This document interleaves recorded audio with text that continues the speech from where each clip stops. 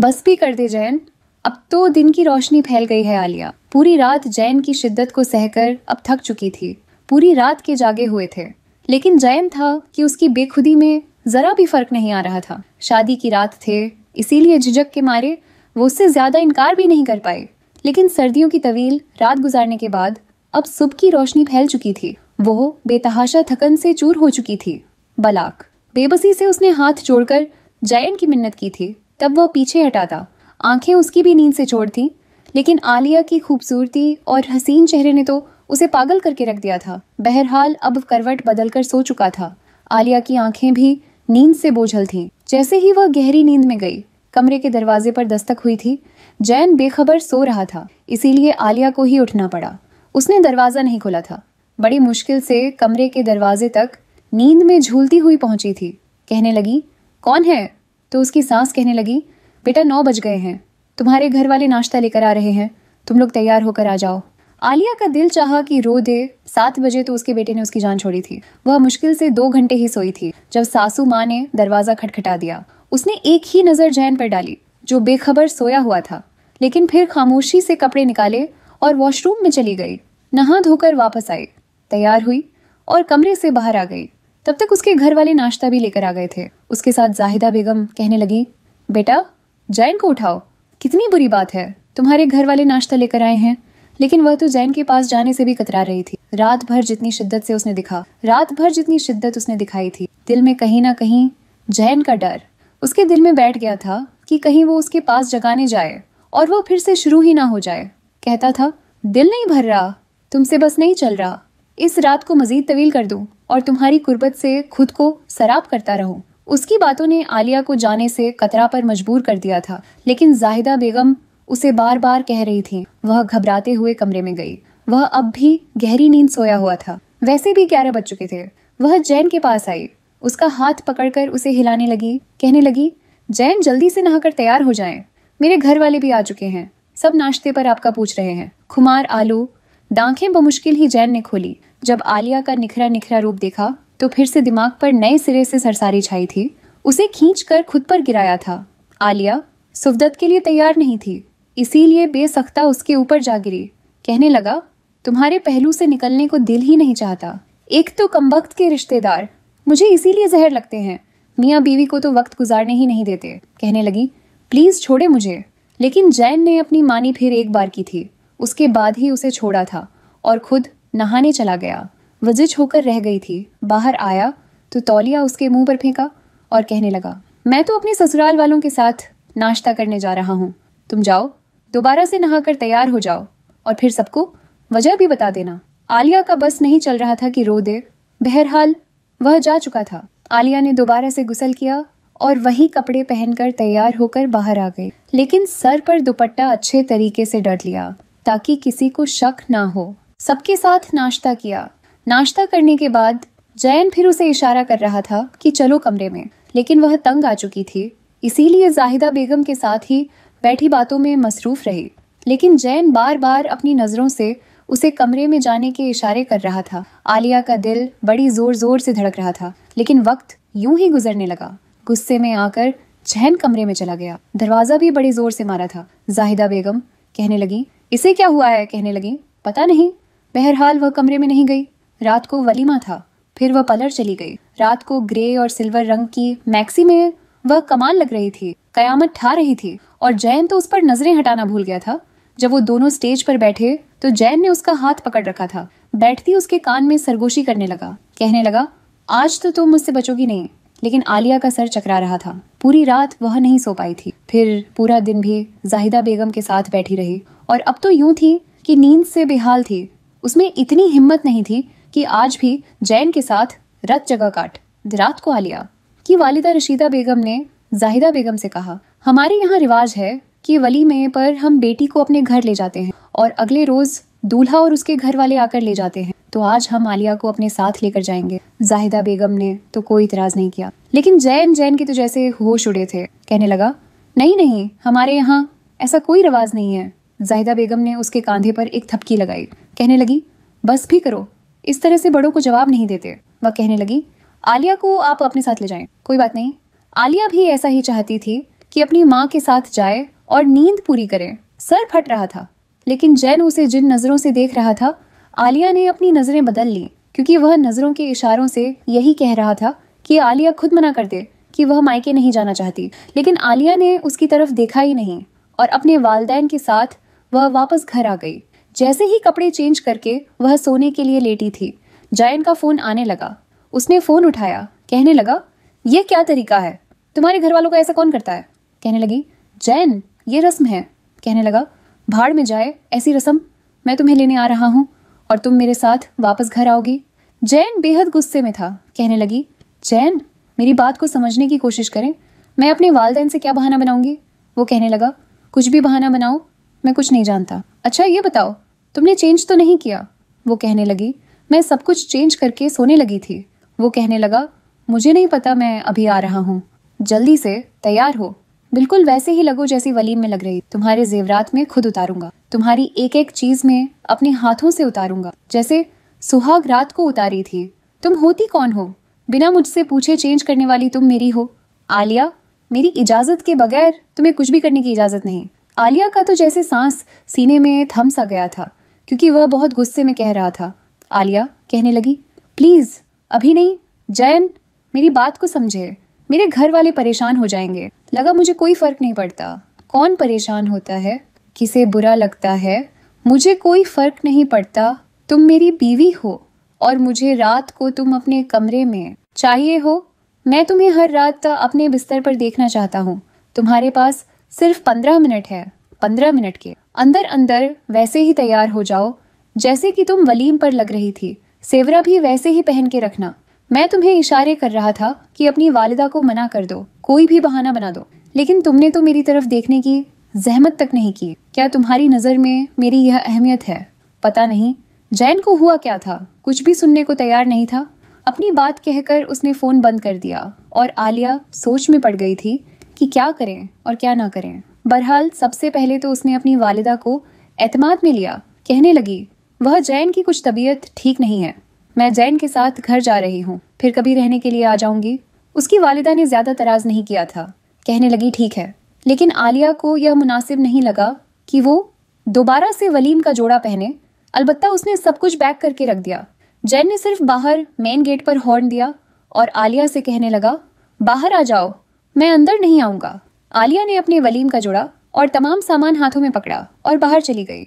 आलिया को देखकर उसके माथे पर बल पड़े थे। बहरहाल उसने सामान पीछे रखा और खुद फ्रंट सीट पर बैठ गई। कहने लगा, तैयार क्यों नहीं हुई? मेरी बात का असर नहीं हुआ था तुम्हें? कहने लगी, जैन कुछ तो समझने की कोशिश किया कर। अम्मा क्या सोचती कि मैं क्यों दुल्हन बनकर जा रही हूँ? बड़ी मुश्किल से मैंने बहाना बनाया है, अभी तो आलिया की जान छूट गई। कहने लगा, घर जाकर वैसे ही तैयार हो जैसे तुम लग रही थी। वह कहने लगी, ठीक है हो जाऊंगी, लेकिन आप वादा करें मुझे ज्यादा तंग नहीं करेंगे। मैं कल रात भी नहीं सोई जैन और सुबह से जाग रही हूँ, मेरा सर फट रहा है, मुझे बहुत शदीद नींद आ रही है। वह कहने लगा, घर तो चलो तुम्हें सुलाता हूँ, बड़ी मीठी नींद सुलाऊंग तुम्हें। उसकी आंखों में शोखी नाच रही थी। आलिया का दिल धड़का था। बहरहाल जब वह घर में आई, जाहिदा बेगम सो चुकी थी। अपने कमरे में गई तो जैन कहने लगा, चलो जल्दी से तैयार हो जाओ। आलिया ने दोबारा से वलीम की मैक्सी पहनी, मेकअप किया, यहाँ तक कि जेवरात भी पहने। अभी सब कुछ पहनकर तैयार हुई थी। दुपट्टा सर पर लेने की कोशिश की तो जैन उसके करीब आ गया। उसकी गर्दन पर अपने लब रख चुका था और फिर से उसने आलिया पर अपनी मनमानियां शुरू कर दी। वो थकन से चूर थी। रात 2 बजे वह रोने लगी, लेकिन जैन था कि बांस आने को तैयार ही नहीं था। उसके सामने हाथ जोड़ने लगी कि खुदा के लिए बस कर दो, मुझे सोने दो। लेकिन ऐसा लगता था कि जैसे उस पर कोई जुनून सवार है। कुछ नहीं सुन रहा था। सारी रात आलिया की आंखों में गुजर गई। सुबह जैन सो चुका था और वह बेतहाशा रो रही थी, क्योंकि अब उसके पेट के निचले हिस्से में तकलीफ होने लगी थी। दर्द हो रहा था और इतनी शिद्दत से दर्द हो रहा था कि उससे बर्दाश्त नहीं हो रहा था। उसने सोए हुए जैन को उठाया, उसे हिलाने जुलाने लगी। जैन गहरी नींद से जागा, लेकिन आलिया को यूं तड़पता देखकर परेशान हुआ। कहने लगा, क्या हुआ तुम्हें? कहने लगी, मेरे बहुत दर्द है, मुझसे बर्दाश्त नहीं हो रहा। जैन प्लीज कुछ करो। जैन ने देखा वह पेट के निचले हिस्से पर अपने दोनों हाथ रखे तड़प रही थी। वह खुद भी घबरा गया, क्योंकि समझ नहीं आ रहा था कि आलिया को हुआ क्या है। कहने लगा, मैं अम्मी को बुलाता हूँ। उठ के बैठ गया। जल्दी से अपनी शर्ट पहनी, बटन बंद किए, अपने बालों को दुरुस्त किया और कमरे से बाहर निकल गया। कुछ देर बाद ही जाहिदा बेगम घबराई हुई कमरे में आई। तब तक वह दर्द से तड़प रही थी। जाहिदा बेगम खुद समझ नहीं पा रही थी कि उसे हुआ क्या है। जैन उसे कहने लगी, ऐसा करो, ड्राइवर को बोलो गाड़ी निकाले। जैन बाहर चला गया। जाहिदा बेगम ने उसे सहारा दिया, उसे बाहर ले आई। लेकिन जब हॉस्पिटल लेकर गए तो लेडी डॉक्टर ने बुरे तरीके से जाहिदा बेगम को डांटा था। कहने लगी, आपके बेटे ने क्या हाल किया है अपनी बीवी का, इसे जरा भी एहसास नहीं। वो कहने लगी, आलिया के इंटरनल साइड पर जख्म हो चुके हैं, इसीलिए अपने बेटे से कहे कि अपनी बीवी से दूर रहे। यह सुनकर जाहिदा बेगम तो शर्मिंदा होकर रह गई। जैसे ही आलिया के साथ क्लिनिक से बाहर आई तो जैन खड़ा था। अपनी वालिदा से कहने लगा, क्या हुआ? लेकिन वह उसे खा जाने वाली नजरों से देखने लगी। कहने लगी, यह तो तुम्हें पता होगा, शर्मिंदा करके रख दिया तुमने मुझे। वो शायद कुछ समझ चुका था, इसीलिए नजरें चुराने लगा। जैसे ही आलिया गाड़ी में बैठी, आंखें बंद कर चुकी थी। 2 दिन से उसकी नींद पूरी नहीं हुई थी और दर्द बर्दाश्त करके बेहाल थी। डॉक्टर ने इंजेक्शन लगा दिया था, कुछ मेडिसिन भी दी थी। जैन ने जैसे ही गाड़ी स्टार्ट की, कहने लगी कि आलिया के घर लेकर जाओ। उसके मायके? जैन कहने लगा, क्यों, वो वही रहेगी, 8 दिन अपने मायके रहेगी, आराम करेगी। वो कहने लगा, अम्मी वो घर पर भी तो आराम कर सकती है। जाहिदा बेगम कहने लगी, नहीं, जो कह रही हूँ वही करो। आलिया ने दिल ही दिल में शुक्र अदा किया था। जाहिदा बेगम आलिया को उसके मायके छोड़ आई। उसकी वालिदा से कहने लगी कि वलीमे पर भी जैन ने उसे रहने नहीं दिया, इसीलिए 8 दिन आलिया आपके पास रहेगी। उसकी वालिदा भी खुश हो गई, लेकिन बेटी के चेहरे पर दर्द के आसार साफ दिखाई दे रहे थे। आलिया ने भी कोई बात नहीं बताई, क्योंकि जाहिदा बेगम ने उसे मना किया था कि घर वालों से कुछ भी जिक्र मत करना। मैं जैन को समझाऊं, वो आइंदा तुम्हारे साथ ऐसा सलूक नहीं करेगा। लेकिन आलिया के दिल में तो जैसे जैन की कुर्बत का खौफ बैठ गया था। 2 दिन तो जैन ने कुछ नहीं कहा, बड़े जब से गुजारे। लेकिन 2 दिन बाद उसने आलिया को फोन किया। आलिया इस वक्त भी सोने की तैयारी कर रही थी। फोन उठाया तो कहने लगा, अच्छा बहाना लगाया है तुम्हें, ऐसा भी क्या हो गया था जो मायके जाकर बैठ गई हो? कहने लगी, आपको आंटी ने कुछ नहीं बताया। कहने लगा, यार तुम मन की लड़की तो नहीं हो, जिसकी शादी हुई है, सबकी होती है, सबके शौहर अपनी बीवियों के साथ ऐसा ही सब कुछ करते हैं। उनकी बीवियां यूं रोने नहीं बैठ जाती, थोड़ा सब्र करना सीखो। वावेला ना मचाया करो तुमने। पता नहीं लेडी डॉक्टर से क्या कहा और उसने मेरी माँ से क्या कहा। आलिया, मैं कुछ नहीं जानता, मैं तुम्हारे बगैर 8 दिन तो कभी नहीं गुजार सकता। मैंने शादी इसलिए नहीं की थी कि यूं अकेला। सवालिया कहने लगी, जैन आपको जरा भी एहसास है कि मैं किस तकलीफ से गुजर रही हूँ? वह कहने लगा, शट अप, कोई भी बहाना बनाओ, कुछ भी करो, बस घर वापस आओ। 2 दिन से मैं पागल हो रहा हूँ, मुझे रात को ठीक से नींद नहीं आ रही, मुझे तुम चाहिए हो। आलिया ने फोन बंद कर दिया। एक तो अपनी तकलीफ से 2-4 थी, 2 दिन बाद जाकर उसके दर्द को कुछ अफाका हुआ था और अब जैन उसी जहनी तौर पर परेशान कर रहा था। उसने सोच लिया था कि वह फोन ही नहीं उठाएगी, बहाना बना देगी, लेकिन वह जैन था। आलिया ने चंद दिन उसका फोन उठाया ही नहीं। जब भी उठाती तो बहाना बना देती कि वह कुछ देर बाद फोन करेगी, अभी बिजी है। 8 दिन गुजर चुके थे और जैन का गुस्से से बुरा हाल था। जाहिदा बेगम ने भी उस पर पाबंदी लगा रखी थी कि वह आलिया को लेने के लिए नहीं जाएगा। 8 दिन बाद जाहिदा ही उसे घर लेकर आई थी और जैन का मूड सख्त रहा था। आलिया को देखकर भी उसने अपना रुख बदल लिया, चुपचाप खाना खाता रहा, उसे चोर आंखों से देखता रहा। खाना खाने के बाद जल्दी ही अपने कमरे में चला गया था। उसे लगा था आलिया कमरे में जल्दी आ जाएगी, उसे मनाने की कोशिश करेगी। जैसे ही खाना खाकर आलिया फार हुई और जैन अपने कमरे में गया, जाहिदा बेगम ने आलिया को अपने कमरे में बुलाया और कहने लगी, मैं तुम्हारे सामने बहुत शर्मिंदा हूँ, लेकिन तुम्हें मुझे बताना चाहिए था।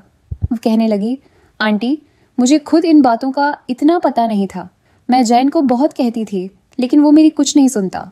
वो कहने लगी, मैंने उसे खूब समझाया है, बहुत डांटा भी है, आइंदा तुम्हारे साथ ऐसा सलूक नहीं करेगा, लेकिन कोशिश करके तुम कमरे में जरा देर से जाया करो। कहने लगी, ठीक है, जैसे आप कहेंगी मैं वैसे ही करूंगी। कुछ देर वह जाहिदा के कमरे में ही बैठी इधर उधर की बातें करती रही और जयन तपक रह गया। कब से उसका इंतजार कर रहा था। रात के 11 बजे आलिया कमरे में आई थी और वह लैपटॉप पर बेफजूल वक्त गुजार रहा था। आलिया को देखकर उसे बेतहाशा गुस्सा आया था। आलिया जैसे ही अंदर आई कहने लगा, दरवाजा बंद करके लॉक करो। बहुत गुस्से में था। आलिया बुरी तरह से घबरा गई थी। उसने दरवाजा बंद किया, दरवाजा लॉक किया, धीरे धीरे चलते हुए बेड की दूसरी जानिब आ गई। बड़े गुस्से से जैन ने लैपटॉप बंद किया और टेबल पर रख दिया। कहने लगा, तुम्हारे नजदीक मेरी क्या अहमियत है, तुम मुझे क्या समझती हो? कहने लगी, जैन, मेरे नजदीक आपकी बहुत अहमियत है और आपकी नजर में भी मेरा एहसास होना चाहिए। मैं 8 दिन से मेडिसिन खा रही हूँ। वह कहने लगा, यह सब पट्टियां मुझे मत पड़ा। अपनी माँ से मैं बहुत लंबा लेक्चर सुन चुका हूँ। मेरी तरफ से भाड़ में जाओ तुम कोई वाहिद लड़की नहीं हो। सबके शौहर अपनी बीवियों के साथ इसी तरीके से रहते हैं, लेकिन वह मोम की गुड़िया नहीं बनी रहती। उसने तकिया दुरुस्त किया और करवट दूसरी तरफ मोड़कर लेट गया। आलिया की आंखों में आंसू झिलमिलाए थे। उसने अपने आंसुओं को अपने अंदर ही कहीं गिराया था। खुद पर जब्त बांधकर वह खुद ही चैन के पास गई। वह करवट दूसरी जानिब लेकर लेटा हुआ था, बहुत गुस्से में था। आलिया ने अपना हाथ उसके बाजू पर रखा तो झटक दिया। कहने लगा, पीछे हटो, हाथ मत लगाना मुझे, जाके आराम करो, आज के बाद कुछ नहीं कहूंगा तुम्हें। वो कहने लगी, जैन प्लीज मुझसे नाराज मत हो। कहने लगा, तुम्हें फर्क पड़ता है। कहने लगी, फर्क पड़ता है? क्यों? फर्क नहीं पड़ता, मैं आपसे मोहब्बत करती हूँ, आपकी बीवी हूँ। आप मुझसे यूं मुड़कर लेट तो मुझे फर्क पड़ेगा ना, बस यह कहना था। जैन ने उसकी तरफ अपना रुख बदल लिया। कहने लगा, पड़ता है तुम्हें फर्क, तुम्हें पता है मैं तुमसे नाराज हूँ। कहने लगी, हाँ मुझे नजर आ रहा है, मुंह फूला हुआ है, मुझे देख नहीं रहे हैं तो जाहिर है मुझसे नाराज है। कहने लगा, नाराज हूं तो मुझे राजी करो। उसकी आंखों की बार, फतकीर LXXX, तुम्हारा शौहर हूं, तुम्हारे करीब नहीं आऊंगा तो फिर कहाँ जाऊंगा, या दूसरी औरत के पास जाऊंगा। आलिया, तुम मेरी बीवी हो और मैं अपनी हर ख्वाहिश, अपना जुनून, अपनी शिद्दत सिर्फ तुम पर लुटाना चाहता हूँ। तुम ही इनकार करोगी, तुम ही रोकोगी, तुम ही बहाने करोगी। तुम्हारी इस किस्म की बातें सिर्फ मेरी जिद को बढ़ाती हैं और कुछ नहीं करती। और जब मर्द जिद में आ जाए तो फिर वह कुछ नहीं देखता। चलो आओ इधर मुझे बना, और वैसे मनाओ जैसे मैं राजी हो सकता हूँ। तुम नहीं आओगी तो मैं आऊँगा, मैं आऊँगा तो फिर तुम्हें हॉस्पिटल जाना पड़ेगा। पता नहीं लेडी डॉक्टर को तुमने कितने पैसे देकर सिखाया है कि वह ऐसे जुमले बोले ताकि मैं तुमसे दूर रह सकूं। सवाल ही पैदा नहीं होता कि मैं तुम जैसी औरतों की चालें अच्छे तरीके से जानता हूँ। शौहर से दूर रहने के नए से नए तरीके ढूंढ लिए हैं तुम लोगों ने। पता नहीं यह खूबसूरती, यह हुस्न तुम लोगों ने किसको दिखाना है। पता नहीं वह बात को किस तरफ ले गया था। वह बेहद परेशान हुई, लेकिन फिर जब उसने अपनी आंखें बंद कर ली, अपने आप को जैन के हवाले कर दिया। आज की पूरी रात भी जैन ने उसे सोने नहीं दिया था। जैसे ही वह नींद से आंखें बंद करती तो उसके रुखसार को थप दबाने लगता। कहता, सोने की जरूरत नहीं है, मेरा साथ दो, मेरी तरफ देखो। आलिया को लग रहा था जैसे उसकी जिंदगी में आने वाला उसका सेस होकर नहीं देखा। फिर भी आपको यह लगता है कि मैं आपको रिस्पांस नहीं देती।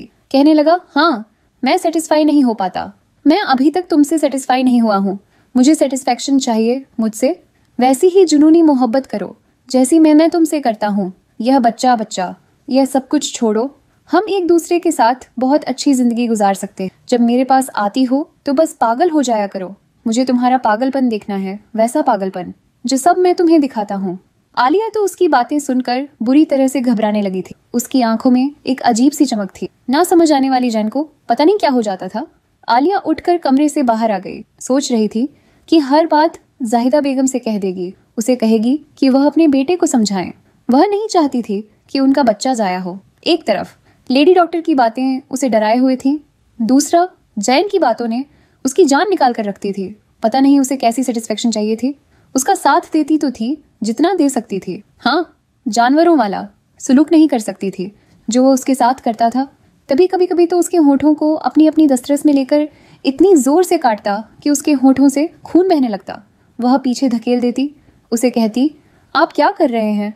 तो कहता, यही तो मज़ा है, तुम्हें तो पता ही नहीं कि शादीशुदा जिंदगी का मज़ा क्या होता है। तुम एकदम बोर लड़की हो जिसे वह मोहब्बत कहता था। आलिया को वह हवस लगती थी और यह सब वह नहीं कर पाती थी। अभी भी वह अपना सर पकड़े रो रही थी। एक तरफ डॉक्टर की बातें तो दूसरी तरफ जैन की। वह चाहती थी कि वह माँ बने, मगर जैन का रवैया उसे अंदर तक तोड़ चुका था। लेकिन सांस खारिज करके वह सर पकड़कर बैठी हुई थी। जब जाहिदा बेगम उसके लिए ताज़ा अनार का जूस लेकर कमरे में आई, उसे यूं परेशान देखकर कहने लगी, अरे बेटा क्या हुआ? सर में दर्द तो नहीं है? लाओ मैं दबा दूं। तबीयत ठीक तो है ना? तुम्हारी कुछ ठंडा गर्म चाहिए तो बताओ, मैं ला कर देती हूँ। जाहिदा बेगम तो आलिया को यूं बैठा देखकर परेशान सी हो चुकी थी, लेकिन अपनी सांस को देखकर वह गहरी सांस खारिज करके कहने लगी, नहीं आंटी, मैं ठीक हूँ, बस थोड़े से चक्कर आ रहे थे। अभी भी उसके हाथ पांव ठंडे पड़े थे। जो बात जैन ने की थी उसने उसे अंदर तक हिलाकर रख दिया था। वह खुश रहना चाहती थी अपने बच्चे की खातिर, लेकिन जैन की बात में उसकी आंखों में आंसू ला चुके थे। अभी उसने अपनी सास को बताने के लिए कुछ अपना मुंह खोला ही था कि वहां पर जैन आ गया। जैन को देखकर जिस तरह खौफ के मारे वह अपनी जगह दुख की थी, जाहिदा बेगम के माथे पर बल पड़ गए। उसे यूं उछलकर पीछे होते देख फौरन उसे कांधे से पकड़ लिया। कहने लगी, अरे अरे बेटा, क्या हो गया? यूं तुम घबरा क्यों रही हो? इस हालत में जो डरना घबराना ठीक नहीं होता। डॉक्टर ने क्या कहा था? आलिया सीने पर हाथ रखे अपना सांस नॉर्मल करने की कोशिश कर रही थी, जब जाहिदा बेगम ने एक बार फिर घूरकर अपने बेटे को देखा और कहने लगी, क्या कहा है तुमने? बहू को बताओ, यह क्यों? तुम्हें देखकर इतनी डरी रही है। जानते भी हो ये तुम्हारे बच्चे की माँ बनने वाली है। जाहिदा बेगम ने मुस्कुराकर उससे बात की, लेकिन जैन के चेहरे का तासर वहीं का वहीं था। ना ही उसके माथे पर बल पड़े हुए कम हुए थे और ना ही उसके चेहरे पर कोई मुस्कुराहट आई थी। कर लगा, अच्छा तो फिर मैं क्या करूं? मुझे कोई शौक नहीं है फिलहाल बाप बनने का, बस मुझे जिंदगी में फिलहाल सुकून चाहिए। और वैसे भी ये मेरी बीवी थी, यहाँ पर मेरे लिए लाई गई है बच्चे, इसने मेरे पैदा करने हैं, तो ये किसकी इजाजत से माँ बन रही है? जब तक मैं नहीं चाहूंगा इसे कोई हक नहीं पहुंचता। माँ बनने और बच्चों के अंबार खड़े करने का यह बात अभी जैन के मुंह से निकली थी कि जाहिदा बेगम ने उठकर उसे जोरदार थप्पड़ मार दिया। जैन को इस थप्पड़ की उम्मीद नहीं थी। उसे थप्पड़ मारकर कहने की, कैसी बातें कर रहे हो? क्या ये तरबियत की है? मैंने तुम्हें कोई परवाह भी है कि नहीं? अरे वह लड़कियां तो खुशनसीब होती हैं जो शादी के फौरन बाद इस दर्जे पर फायज हो जाती हैं, वरना जानते भी हो अपने खानदान में ही तुम्हारी कितनी मिसालें मौजूद हैं। शादी को सालों गुजर जाते हैं और औलाद की नेमत के लिए लोग दर बदर के धक्के खा रहे होते हैं। इससे तुम किस लहजे में बात कर रहे हो? बच्चे आएंगे तो तुम्हारे सुकून में इजाफा होगा, तुम्हारी जिंदगी में रौनक आ जाएंगी। फिर जाहिदा बेगम को कहाँ पता था कि वह जिस सुकून की तलाश में है वह उसे बच्चों से नहीं बल्कि आलिया से ही चाहिए। एक गहरी सांस खारिज करके जाहिदा बेगम चुप हुई थी, लेकिन जैन गुस्से से घूरकर उसे ही देख रहा था। कहने लगा, सारा किया धरा तुम्हारा है ना? शाबाश, हर एक चीज को अपनी तरफ कर लो। मेरी माँ को भी तुम ही ने काबू कर लिया। मेरे खिलाफ सारा दिन यहाँ पर बैठकर उन्हें भड़का रहा करो। इतनी मोहब्बत तो शौहर अपनी बीवियों से करते हैं ना? अरे वह तो उसके कदम धोकर पीती है और तुम यहाँ पर मेरी माँ को ही मेरे खिलाफ करती जा रही हो। जैन कमरे से बाहर जा चुका था और वह उसके पीछे गई थी और कहने लगी, जैन, मैंने उनसे कुछ भी नहीं कहा, प्लीज मेरी बात सुने, 2 मिनट रुके तो सही। मगर जैन गाड़ी में बैठकर बाहर जा चुका था। जाहिदा बेगम ने उसे पकड़ा और अपने कमरे में ले गई। कहने लगी, दफा करो, इसे पता नहीं इसके दिमाग में क्या खराफात चलती रहती है। तुम बस अपनी सेहत का ख्याल रखो। वह एक बार फिर रोने लगी थी। उसे खफ आ रहा था। ना जाने रात की किस पहर जब जैन वापस आएगा तो उसके साथ क्या सलूक करेगा। जाहिदा बेगम किसी तरह बस बहू के सामने अपने बेटे की तारीफें करना चाहती। कहने लगी, बेटा फिक्र मत करो, बस लाडला है ना, मेरा इकलौता बेटा है। आज तक इसे हम सबसे मोहब्बत ही बस मिली है। बस यही वजह है कि मेरा लाडला ऐसा रद्दे अमल दे रहा है। जब तुम माँ बन जाओगी और गोद में बच्चा लिए उसके सामने होगी तो फिर देखना यह अपनी औलाद पर जान रहेगा। जाहिदा बेगम आलिया को जैन के बचपन की बातें बताने लगी तो उसका रवैया कुछ बेहतर हो चुका था। वह फ्रेश हो चुकी थी। दिल में यह सोचने लगी कि क्या वाकई जैन को बच्चों को अपनाने के लिए वक्त चाहिए। वो कुछ अरसे तक ठीक हो जाएगा। उसकी तबीयत कुछ संभली तो उसने अपने हाथों से जैन के लिए खाना बनाया। रात को खाने की मेज पर जैन बैठा था। ना वह अपनी माँ की तरफ देख रहा था और ना ही अपनी बीवी की तरफ। जाहिदा बेगम ने तो उसे अपने सीने से लगाकर थप्पड़ लगाने की माफी मांग ली थी, लेकिन आलिया को यूं नजरअंदाज कर रहा था जैसे कि वह उसके सामने मौजूद ही ना हो। इसके बावजूद आलिया खुद को खुश रख रही थी। अपने बच्चे की खातिर रात को किचन समेटने के बाद उसने अपने और जैन के लिए दूध गर्म करवाया। सोने से पहले जाहिदा बेगम चाय पीती थी। उनके कमरे में चाय भिजवाने के बाद वह गर्मा गर्म दूध ट्रे में रखे खुद ही कमरे में आ रही थी। जैसे ही दरवाजे को कोहनी की मदद से धकेलना चाहा तो वह लॉक था। आलिया ने जैन को आवाज दी कि जैन दरवाजा खोलिए, मैं दूध लेकर आई हूँ। पहले तो वो कुछ ना बोला, फिर उसके बार बार कहने पर वह कहने लगा, तो मैं क्या करूं, मुझे नहीं पीना। आलिया ने मजाक हंसकर जा पूछकर कहा कि अरे जाहिदा आंटी, आप देखिए ना, जैन दरवाजा नहीं खोल रहा। इतना सुनना था कि जैन झट से अपने बिस्तर से उठा और एक झटके से दरवाजा खोल दिया। वहां पर जाहिदा बेगम मौजूद नहीं थी, लेकिन आलिया ने जोरदार कहक लगाया था। वह कमरे में दाखिल हुई। इससे पहले कि जैन को कुछ कहती, जैन ने अगले पल गुस्से से उसके बाजू को झंझोट पर गिर चुका था। वो दर्द से बिलबिला उठी। इससे पहले कि वह चिल्लाती, जैन ने उसके ऊपर हाथ रखकर कहने लगा, खबरदार, तुम्हारे मुंह से एक भी आवाज निकली तो वो दर्द से जलन से चिल्लाते हुए खुद को छुड़वा रही थी। आंखों में पानी आ चुका था, लेकिन जैन ने उसे धक्का मारकर कहने लगा कि दफा हो जाओ, इस कमरे से तुम मेरी बीवी बनकर इस कमरे में रहना ही नहीं चाहती, बल्कि बच्चा पैदा करने वाली मशीन, एक मोटी बत्ती औरत बनना चाहती हो तो जाओ, दफा हो जाओ मेरे कमरे से, मैं तुम्हारी कोई जगह नहीं। इसमें अभी तक उसके हाथ और पेट पर दूध गिरने से जलन खत्म नहीं हुई थी कि वह अपना तवाजु बरकरार ना रख सकी और जाकर सामने रेलिंग से लगी पेट में दर्द की शदीद तकलीफ उभरने लगी। डर से वह चिल्लाई थी। जाहिदा बेगम, जो बस नींद में थी, बहू के चिल्लाने पर फौरन उठ बैठी। जैन ने उसे बाजू से झिंझक अंदर लाकर बेड पर पटका था। कहने लगा, खबरदार, जो तुम्हारे मुंह से मेरी माँ के सामने एक भी लफ्ज निकला था, कुछ भी नहीं हुआ। नहीं, मर रही तुम, इतनी भी नाजुक मत बनो। उसे झड़क रहा था जब जाहिदा बेगम कमरे में आई। कहने लगी, क्या हुआ बेटा, ठीक तो हो? तुम वह पेट पकड़े खुद पर जब्त करने की कोशिश कर रही थी कि जैन को एक बार फिर वह किसी तरह की शिकायत का मौका ना दे। जैन कहने लगा कि कुछ नहीं अम्मी, आप भी बिला वजह उठकर आ गई। ठीक है, बस हल्का सा दर्द हो रहा था, मैंने दवा दे दी है, ठीक हो जाएगा। जाहिदा बेगम ने जब आलिया को देखा तो उसका चेहरा बिल्कुल सुर्ख लाल हो रहा था। ऐसे लग रहा था जैसे वह जब्त की इंतहा पर हो। उसके करीब आई और बालों में हाथ फेर कर कहने लगी, बेटा कोई परेशानी की बात तो नहीं ना, बताओ, मुझे तुम्हारी तबीयत ठीक है ना? अगर कहो तो मैं तुम्हारे पास यहीं पर सो जाती हूँ। वह बड़े प्यार से उसके बालों में हाथ फेर कर पूछ रही थी, लेकिन पीछे खड़ा जैन हाथ के इशारे से उसे घूर कर कह रहा था कि खबरदार। जब तुमने हामी भरी तो वह गहरी सांस खारिज करके कपकपाती हुई आवाज में कहने लगी, नहीं नहीं आंटी, मैं ठीक हूँ, आप जाइए। बिला बजे उठकर आ गई। यह तो बस ऐसे ही चक्कर से आ गए थे और दूध का गिलास मेरे हाथ से छूट गया। अभी जैन मरहम लगा देंगे तो मैं ठीक हो जाऊंगी। उसने ये अल्फाज कहे तो जाहिदा बेगम भी वहां से जा चुकी थी, लेकिन जाने से पहले अपनी निगरानी में जैन से उसके हाथ पर मरहम जरूर लगवाई थी। जैसे ही वो कमरे से गई तो उसने अपने जब्त का दामन छोड़ दिया। आंखों में आंसुओं को रोक न सकी। कहने लगी, मुझे बहुत दर्द हो रहा है, जैन प्लीज मुझे डॉक्टर के पास ले जाए, मुझे बहुत तकलीफ हो रही है। आप क्यों करते हैं मेरे साथ ऐसा? आपको मेरा जरा भी एहसास नहीं है। मैं भी आपकी तरह जीती जागती इंसान हूँ। क्या आपको मेरी हालत पर रहम नहीं आता? एक तरफ आप कहते हैं आपको मुझसे मोहब्बत है, आप मेरी जुदाई बर्दाश्त नहीं कर सकते, वहीं दूसरी जानिब आपका यह रवैया, यह मोहब्बत तो नहीं कहलाती, यह तो हुस्न परस्त कहलाती है, यह तो हुस्न परस्ती कहलाती है। आप सिर्फ और सिर्फ मेरे हुस्न से मोहब्बत करते हैं, मेरे खतखाल से मोहब्बत करते हैं। इसके अलावा आपको मेरे साथ कोई सरोकार नहीं है। जैन ने जब यह सुना तो अगले ही पल अपनी कनपटी मसलते हुए कहने लगा, अब बस भी करो, क्या फिलॉसफी लेकर बैठ गई हो? तुम्हारे साथ शादी कर ली, क्या इतना काफी नहीं है?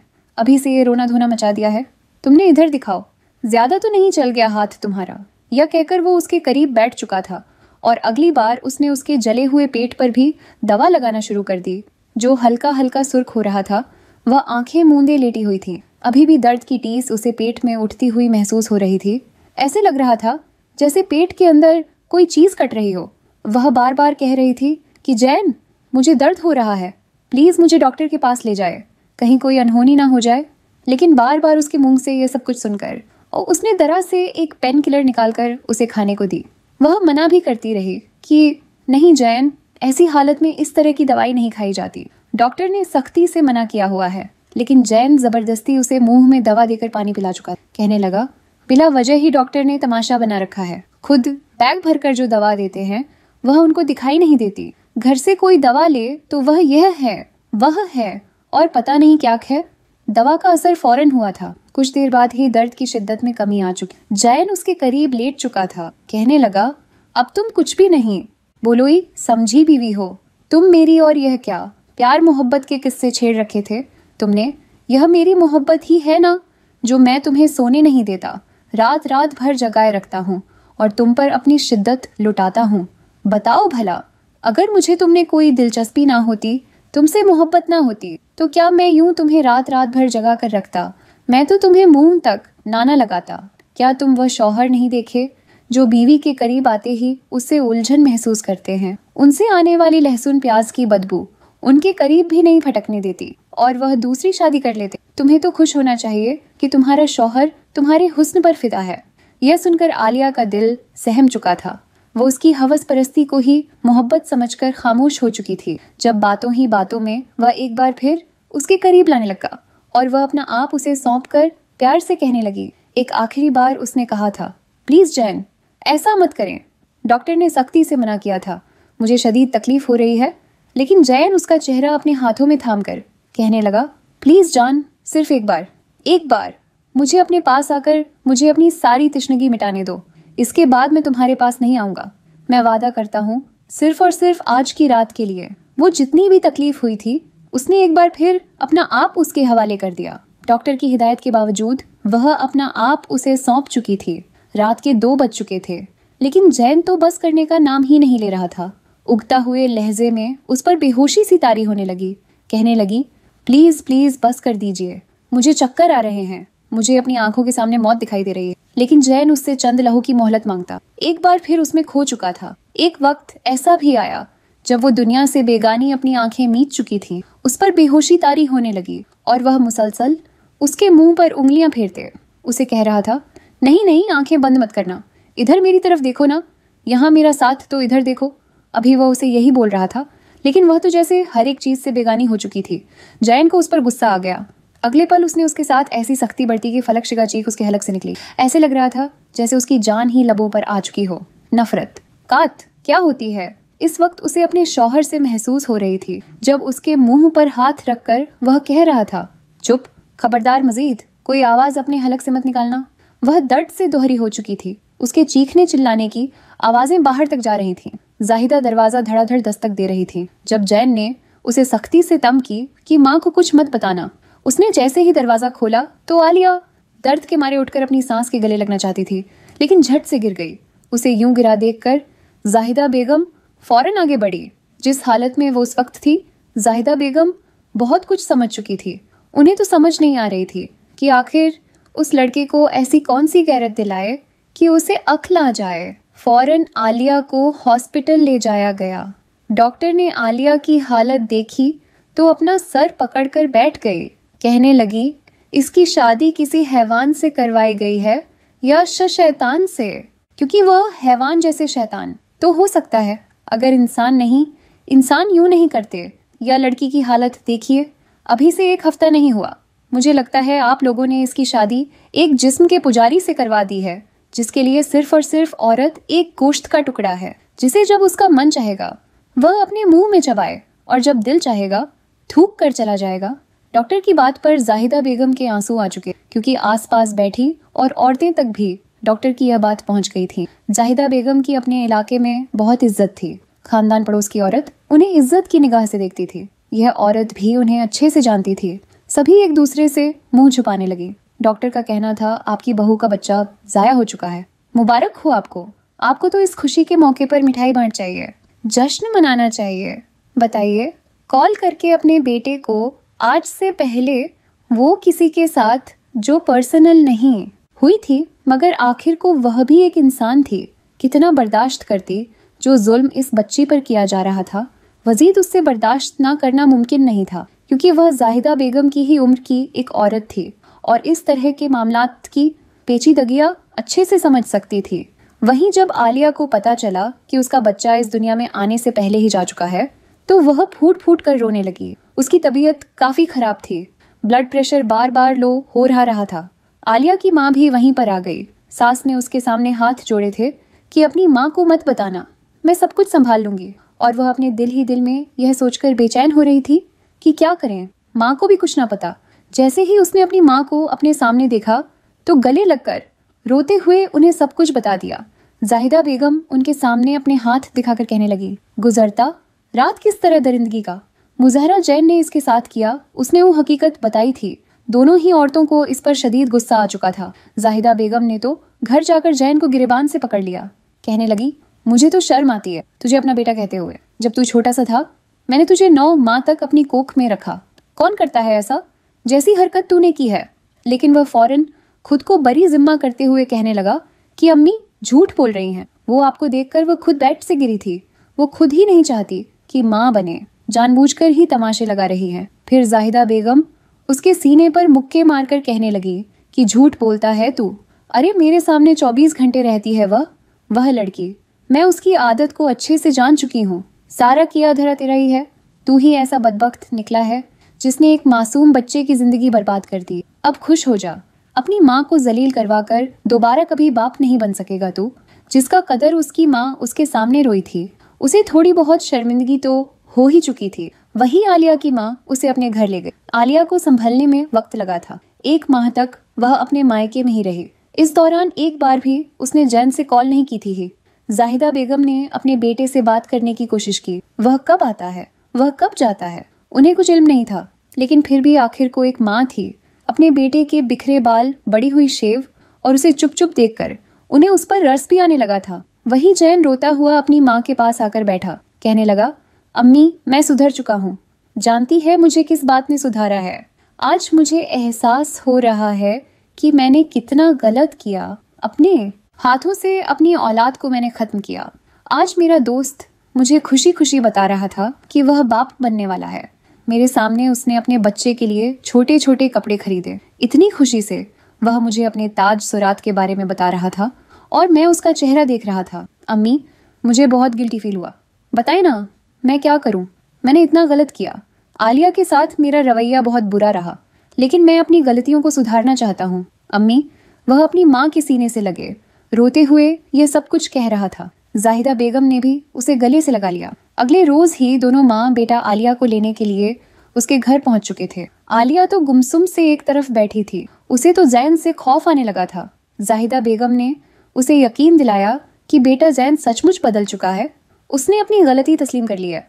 तुम हमारे साथ वापस चलो, देखना अब यह तुम्हारे साथ कुछ भी गलत नहीं करेगा। आलिया खाली जहन के साथ अपनी सास और शौहर को देख रही थी और फिर अपने कमरे में चली गई। उसका तो यही मानना था कि वह कभी भी वापस उसके साथ नहीं जाएगी। आलिया की माँ भी उसके पीछे आई। वही गहरी सांस खारिज करके अपनी माँ से कुछ कहने ही वाली थी जब उसकी माँ कहने लगी कि बेटा जो भी फैसला करना चाहती हो सोच समझ कर करना। ये बात जहन में रखना कि हम जिस माशरे में रहते हैं वहाँ पर अगर लड़की की तरफ से गलत कदम उठाने में पहल की जाए तो उसके वालिदैन और बाकी के बहन भाइयों के लिए कैसे कैसे अल्फाज का इस्तेमाल किया जाता है। अगर मर्द तलाक दे दे फिर भी औरत के वजूद पर कालक तो लग ही जाती है, लेकिन अगर औरत खुद मुंह से खुला की डिमांड करे तो जानती हो ना, ऐसी औरतों को यह माश सुकून से जीने नहीं देता।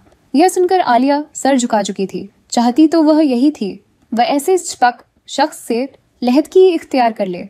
इस शख्स ने आखिर उसके बदन में छोड़ा ही क्या था? सारे खसारे तो आलिया के हिस्से में आए थे। जिस तरह उसने शौहर को लेकर अपने जहन में ख्यालात बना रखे, वैसा कुछ भी जैन में नहीं था। उसे तो आलिया से मोहब्बत ही नहीं थी। अपनी माँ और सास की बात सुनकर आखिरी बार उसने अपने शौहर को मौका देने का सोचा और सिर्फ अपनी सास की वजह से वह जैन के साथ वापस उस घर में आई। उसे लगा था जैन एक बार फिर उसके साथ वही सब कुछ करेगा जो उससे पहले भी करता। वह कमरे में चुपचाप बैठी थी, सोचकर बैठी थी कि आज अगर जैन ने उसके साथ इस तरह का कुछ भी किया तो वो उसके शौहर होने का जरा भी लिहाज नहीं करेगी। वह अंदर से भरी पड़ी थी। लेकिन जैन कमरे में आया, उसे यूं बैठा देखकर उसके पास बैठ गया। आलिया का हाथ अपने हाथ में थामकर उस पर अपने लब रख दिए। फिर कहने लगा, मैं मानता हूँ कि मैंने तुम्हारे साथ बहुत गलत किया, लेकिन मुझे पछतावा है। तुम कहती थी ना कि मुझे तुमसे मोहब्बत नहीं है। मुझे अब तुमसे बेतहाशा मोहब्बत महसूस हो रही है। तुम जब मुझे छोड़कर गई थी तो मुझे लगा मेरी दुनिया उजड़ गई, लेकिन अब मैं तुम्हें वह सारी खुशियां दूंगा जिसकी तुम हकदार हो। आलिया को अपने कानों पर यकीन न आया कि यह सब कुछ जैन बोल रहा है। जैन कहने लगा, चलो जल्दी से तैयार हो जा, हम आज बाहर डिनर के लिए जाएंगे, लॉन्ग ड्राइव करेंगे, तुम्हें शॉपिंग करवाऊंगी। आलिया ने पहले तो इनकार किया, लेकिन फिर जैन के इसरार पर वह तैयार हो चुकी थी। पहले तो आलिया को लगा यह सिर्फ एक दिन के लिए उसे बहलाने के लिए कर रहा है, मगर इसके बाद तो यह रोज का मामूल बन चुका था। वह अक्सर आलिया के लिए कोई ना कोई तोहफा लेकर आता, उसे बाहर घुमाने के लिए लेकर जाता, और आलिया भी जैसे उस पर तबार सा करने लगी थी। एक आखिरी मौका जैन को देने के लिए उसके साथ अपना रवैया बेहतर करने लगी थी। इस दौरान एक बार भी जैन ने उसके करीब आने की कोशिश नहीं की थी, मगर रात को कभी सोए हुए भी उस पर अपना हाथ रख देता तो वह फौरन होश में आते ही उससे दूर हो जाता। जैन ने खुद को बदलने की बहुत कोशिश की थी, उसने बदल कर दिखाया भी था, लेकिन धीरे धीरे उसकी फितरत एक बार फिर वहीं पर आकर अटकने लगी। बार बार उसका ज़मीर से उकसाने लगा कि वह एक बार फिर कुछ ऐसा करे जिससे वह आलिया से तस्कीन हासिल कर सके।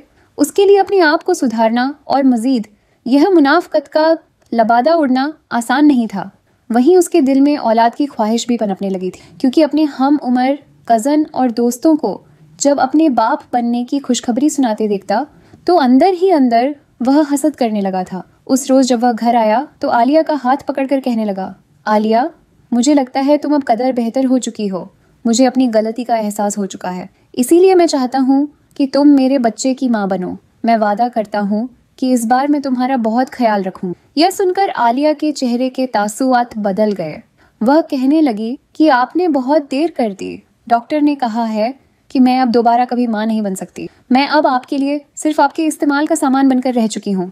मुझसे माँ बनने की उम्मीद मत रखिए। यह सुनकर जैन का चेहरा उतर चुका था।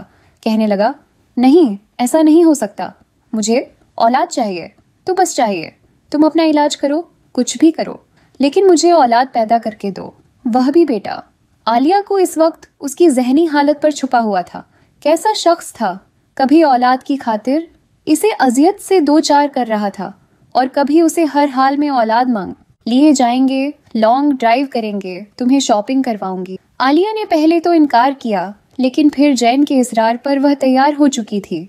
पहले तो आलिया को लगा यह सिर्फ एक दिन के लिए उसे बहलाने के लिए कर रहा है, मगर इसके बाद तो यह रोज का मामूल बन चुका था। वह अक्सर आलिया के लिए कोई ना कोई तोहफा लेकर आता, उसे बाहर घुमाने के लिए लेकर जाता, और आलिया भी जैसे उस पर तबार सा करने लगी थी। एक आखिरी मौका जैन को देने के लिए उसके साथ अपना रवैया बेहतर करने लगी थी। इस दौरान एक बार भी जैन ने उसके करीब आने की कोशिश नहीं की थी, मगर रात को कभी सोए हुए भी उस पर अपना हाथ रख देता तो वह फौरन होश में आते ही उससे दूर हो जाता। जैन ने खुद को बदलने की बहुत कोशिश की थी, उसने बदल कर दिखाया भी था, लेकिन धीरे धीरे उसकी फितरत एक बार फिर वहीं पर आकर अटकने लगी। बार बार उसका ज़मीर से उकसाने लगा कि वह एक बार फिर कुछ ऐसा करे जिससे वह आलिया से तस्कीन हासिल कर सके। उसके लिए अपने आप को सुधारना और मजीद यह मुनाफकत का लबादा उड़ना आसान नहीं था।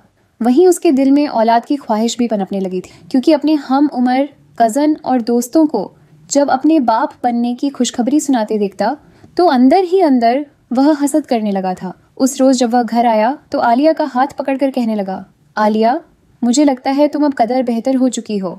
मुझे अपनी गलती का एहसास हो चुका है, इसीलिए मैं चाहता हूँ कि तुम मेरे बच्चे की माँ बनो। मैं वादा करता हूँ कि इस बार मैं तुम्हारा बहुत ख्याल रखूँ। यह सुनकर आलिया के चेहरे के तासुआत बदल गए। वह कहने लगी कि आपने बहुत देर कर दी। डॉक्टर ने कहा है कि मैं अब दोबारा कभी माँ नहीं बन सकती। मैं अब आपके लिए सिर्फ आपके इस्तेमाल का सामान बनकर रह चुकी हूँ। मुझसे माँ बनने की उम्मीद मत रखिए। यह सुनकर जैन का चेहरा उतर चुका था। कहने लगा, नहीं, ऐसा नहीं हो सकता।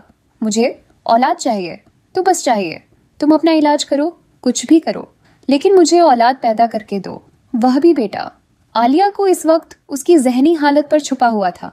कैसा शख्स था, कभी औलाद की खातिर इसे अजियत से दो चार कर रहा था और कभी उसे हर हाल में औलाद मांग। बिस्तर पर जाकर लगी थी, हर वक्त मुलाजिम उनका ख्याल रखती, कभी कभार कमरे से बाहर निकलती, वरना कमरे में ही रहती। एक रोज जैन ने घर आकर यह खबर सुनाई कि मैं दूसरी शादी कर रहा हूँ, मुझे तुम जैसी बंजर जमीन के साथ नहीं रहना। आलिया का तो गुस्से से चेहरा सुर्ख हो चुका था। कहने लगा, जबान बंद रखो, अपनी तुम्हारी वजह से ही मैं इस हालत तक पहुंची हूँ, वरना मैं बिल्कुल सेहतमंद थी। शर्मा आनी चाहिए तुम्हें। तुम जैसा मर्द जिसकी खातिर मैंने अपना आप गवा दिया, आज मुझे ऐसा कह रहा है। जैन ने गुस्से में आकर उसी वक्त उसे तलाक दे दी। कहने लगा, दफा हो जाओ, मेरी नजरों के सामने से मैं दूसरी शादी करूंगा जो तुमसे भी ज्यादा खूबसूरत, वेल एजुकेटेड होगी और मुझे मेरा वारिस पैदा करके देगी। जैसे ही जाहिदा बेगम ने घर में घूमते या अल्फाज सुने, उन्हें हार्ट अटैक आया था। आलिया तो परी रोती हुई वापस अपने माँ बाप के पास जा पहुंची थी। वहीं जाहिदा बेगम की मौत की खबर जैन पर बिजली बनकर गिरी। अपनी माँ के मरने के बाद उसने अपने दोस्त की मदद से एक लड़की का रिश्ता ढूंढा जो कि पढ़ी लिखी और मॉडल थी। बिलाशुभ वह आलिया से भी ज्यादा खूबसूरत थी। 3 माह बाद ही उसने उस लड़की से शादी कर ली, उसे बीवी बनाकर उसको घर में ले आया। उसके साथ भी वही सब कुछ होने लगा जो आलिया के साथ किया करता, मगर वह लड़की बेहद शातिर और चालाक किस्म की थी। बहाने से उसने जैन का घर और जायदाद धीरे धीरे अपने नाम करवाना शुरू कर। शादी के 4 माह बाद ही वह प्रेग्नेंट हुई तो जैन की खुशी का कोई ठिकाना नहीं रहा। कहने लगा, तुम मुझे वारिस ही पैदा करके देना। मगर ठीक 5 माह बाद जब वो उसे चेकअप करवाने के लिए लेकर गया तो डॉक्टर ने यह बताया कि यह जुड़वा बच्चियों की मां बनने वाली। बेटियों को सुनकर तो जैन आग बबूला हो चुका था। घर लाकर बेल्ट से माहिरा को मारने लगा। कहने लगा, तुझे मैंने कहा था मुझे बेटा पैदा करके देना, यह बेटियां कहाँ से आ गई। जबरदस्ती वो उसे दवा खिला रहा था और वह खाने से इनकार कर रही थी, लेकिन वो उसे दवा खिलाकर उसका अलजाया करवा चुका था। पहले तो इस तकलीफ की वजह से वह रोती रही, लेकिन दिल में जैन की मोहब्बत हाकात में बदली तो वह भी उससे बदला लेने का सोच चुकी थी। अब भी वह हर रात उस पर यूं ही टूट पड़ता, उसका भी वही हाल करता जो आलिया का किया करता था। लेकिन धीरे धीरे उसकी तबीयत खराब रहने लगी। अक्सर जैन घर आता तो आते ही सो जाया करता और कहता, मेरा आज तुम्हारे पास आने का मन नहीं है। वह हर रोज कोशिश करता कि अपनी बीवी के साथ रोमांस कर